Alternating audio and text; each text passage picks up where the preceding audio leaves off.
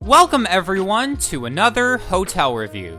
I'm Caleb Kent, your hotel critic. For today's review, I will be covering Disney's Yacht Club Resort. I recently got to stay at this property in the first half of November, and here are my thoughts. Before we get started, here are some fun facts about the property.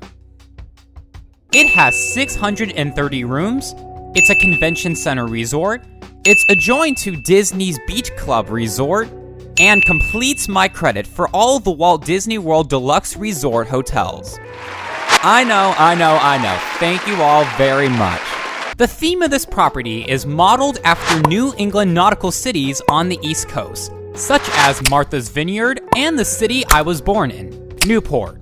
Speaking of which, I actually stayed here at this resort to celebrate my 21st birthday. So that was God timing things in my life perfectly. Along with it being extra fun staying somewhere themed to the type of city I was born in, this resort is just wonderful. The architecture and light gray colorations transport you to a dockside city where people set out to sail the water.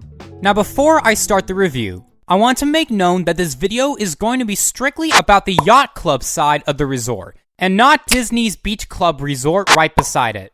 I've already done a review on that property, so if you're interested in that resort, you can watch my review on it up on the top right of your screen or the first link in the description. Without further ado, let's dive right in. When you arrive at the front of the hotel, you will first come across a bridge from the parking lot to the lobby driveway. And just like the Beach Club's side, it too crosses over a river. When you reach the lobby driveway, you will be greeted with a nautical design with a lighthouse-like structure. I think it's a great way to welcome guests as they arrive. And then as you walk inside the hotel to check in, you'll be delighted by a quite lavish lobby. All the decorations and furniture around here completely set the vibe here for you to relax and immerse yourself into an East Coast city.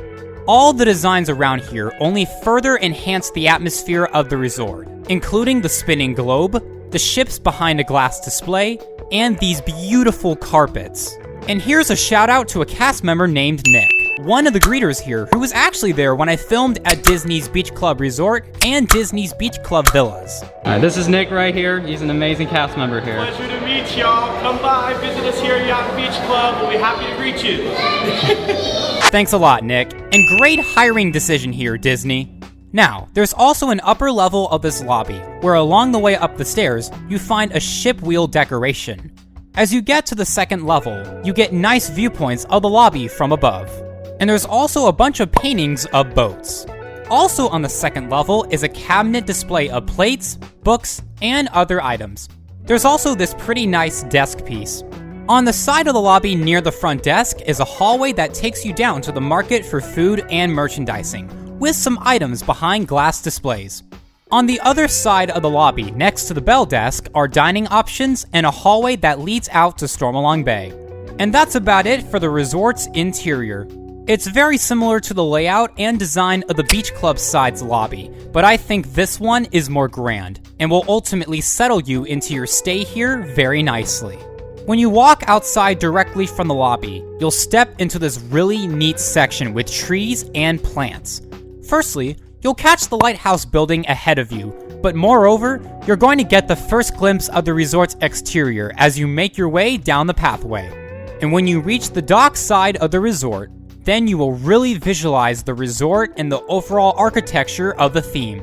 The courtyard exterior part of the lobby really looks nice from this position of the resort, as well as the harbor pathways with views of Crescent Lake and Disney's Boardwalk. Of course, there's the Friendship Boat Dock with a New England-style lighthouse in the center of it, and a marina for boat rentals. When you walk to the right, you come across another courtyard section with a gazebo at the end of it. Something I'd like to compliment the resort about is how pretty the grass, plants, bushes, and trees look as an addition to the building's architecture. And it's especially great how there are some pathways in the middle of the grass to help you further enjoy the atmosphere of the property. At the other side of the building is Stormalong Bay, which is a huge pool area that's shared between this property and the Beach Club property. Like I've said in my review for the Beach Club, Stormalong Bay is extremely pretty and was decorated and built amazingly well. And I was going to take a swim in it later at night, but it had just closed as I arrived. My own fault for trusting Google. I'll try again should I stay here again at either side of the resort. But anyway, Stormalong Bay is such a beautiful pool area. It has a mini lazy river, a windmill, bridges, hot tubs, some rock work with waterfall features, and a beach-style pool with sand. And one part of that pool leads out into a rockwork river that leads out into Crescent Lake. So that's cool. Cabana rentals are offered here too, by the way. There's also Shipwreck Pool, which has a small pool for kids, but has a water slide above that ends up into a pool back in Stormalong Bay. And for those of you wanting a more laid-back pool, there is also Admiral Pool at the back of the other end of the resort's building. Other things offered here for recreation include campfire activities, movies under the stars, fishing, tennis and pickleball, volleyball, a jogging trail, and an arcade. This resort has a truly incredible exterior look to it, from the most subtle details to the waterfront overviews giving it that oceanside city feel. And every glance you have around while on property is always a beatific sight, especially when the sun is starting to set down. When it comes to dining, you've got several options to choose from. Remember the market near the lobby? That's your mobile order restaurant, known fully as the Market at Ale and Compass, which has mostly a selection of hot and cold sandwiches. On the other side of the lobby is Ale and Compass Restaurant, which has an array of American dishes and some seafood. You can also mobile order food here if you wish to get it to go. Attached to the restaurant is Ale and Compass Lounge, a bar area that can double as a hangout area for earlier in the day. Right along the hallway leading to Stormalong Bay is Cruise Cup Lounge, a fancy place for drinking and food bites. And finally, right by is Yachtsman Steakhouse, a signature dining steakhouse restaurant that looks elegant. Oh yeah, there's also a pool bar for Stormalong Bay, known as Hurricane Hannah's Waterside Bar and Grill. And those are your choices for dining here. If this place doesn't have what you are looking for, then head on over to Disney Springs for more variety. The property is located right by Epcot and close by to Disney's Hollywood Studios. Next to the lobby driveway of the resort is Disney bus transportation to take you to the theme parks and Disney Springs. And as you may have heard me say earlier in the video, the resort has friendship boat services at the Lighthouse Dock to take you over to Epcot and Disney's Hollywood Studios. Now here's a brief guide for it. Starting at Disney's Hollywood Studios, for example, the Friendship Boat route first stops at the Walt Disney World Swan and Dolphin Resort, then Disney's Yacht and Beach Club Resort, then Disney's Boardwalk, and then Epcot. And then it goes back the same way it came, but in reversed order. Like I pointed out, this resort is right over by Epcot, so walking is going to be the quicker option, since waiting for the boat to arrive and the stop at Disney's Boardwalk is going to delay your arrival at Epcot. But when getting to Disney's Hollywood Studios, if you want to get there as soon as possible, I'd say take the boat if it's about to stop there. But if not, then I'd consider walking over towards Epcot and taking the Disney Skyliner there. But if you're afraid of heights and would much prefer to take the boat, then you can easily take it. And plus, it's a relaxing cruise taking the boat. You can also walk, but that's quite a long journey. Whatever method you decide to take to get to the theme parks, there's no doubt this resort is located very well here. And now, the rooms. One thing I want to point out firstly is that if you book a water view room, like how I did, you may get assigned a view of the Admiral Pool, as it's disclosed on the website. You most likely won't, as there are more rooms facing towards Crescent Lake, but it is a possibility. So if getting a view of the lake is important to you, then I'd recommend making a request either at check-in or before online to increase your chances of that happening. But anyway, if you're going to take the elevator, you'll notice a very nautical design with gold doors and bright oak wood walls inside. And as you head your way to your room, you'll be fascinated by the carpet with depictions of ships and sailing maps. My room was all the way at the end of the building, so I had quite a ways to walk.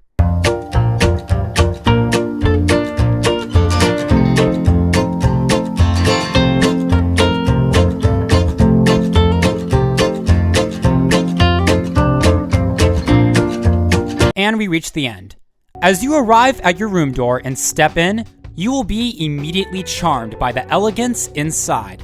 The room's colorations and the many details placed around totally set the mood for you to relax into your stay. It has a type of vibe where you just feel at home, but also captivates you at the same time, if that makes sense. The wall against the beds have a neat wallpaper design of the color tan and dotted outlines of squares, and the lights above the sides of the beds only adds to it. And one thing I love is that the dresser and nightstand have a very yacht-like design to it, along with the headboards of the beds. The pictures of ships and sailboats are also a key component to the room's overall theme, almost taking me back to the first 2 years of my life that I can barely remember vividly in Jamestown, Rhode Island. Aside from the bed near the window is a desk with a coffee maker, a circular mirror, and a spear-shaped lamp. And there's also a couch inside that, you guessed it, converts into a twin... Sorry, I'm having a little trouble figuring this out. Pardon my delay. I'm navigating my head here.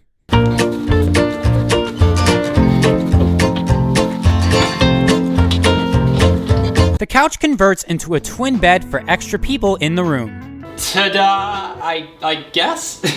Anyway, there's more space here. The bathroom sink has a very New England style type of counter with a mirror and lights that you would definitely find on a yacht. The bathroom shower has 2 shower heads and has a very fine looking tile wall. The blackout curtains for the room show star constellations of famous Disney characters, and the window doors opened up to a patio for my room, which had a spectacular view of Disney's boardwalk and Crescent Lake, with some bushes against the patio. Just for the record, all rooms on the upper levels have balconies, while all first floor rooms have patios. And I am insanely grateful I was given a room with a really great view, especially since I could also partially see the Walt Disney World Swan and the lighthouse. And it also looks super enchanting at night, especially with Disney's boardwalk all lit up. I think I said everything I needed to say. By far one of my favorite Disney hotel rooms I've stayed in. And I'm very sure you too will very much enjoy the luxury and comfort of this room as much as I have. I had no issues whatsoever during my stay here. I'm only going to really critique that this resort gets booked up very quickly, and is oftentimes on the more expensive side of the Disney Deluxe Resort hotels here. So just keep that in mind if you are looking to stay here. And also, the Yacht Club side, I would argue, has more of a mature feel when compared to the Beach Club side. Of course, kids will still love the resort, and especially Stormalong Bay, but there's no denying the resort was also made for the adults to enjoy it during their stay at Disney. But even then, that's really nothing bad about the hotel. And that's all the critic yapping that I have to do. I absolutely love this resort, and it's a great property for comfort, peace, and amazing architecture.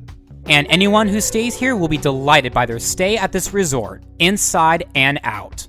In conclusion, if you are looking for a Disney World Resort property with elegance, close proximity to Epcot, comforting and luxurious rooms, and an overall great vibe, this will be a good pick.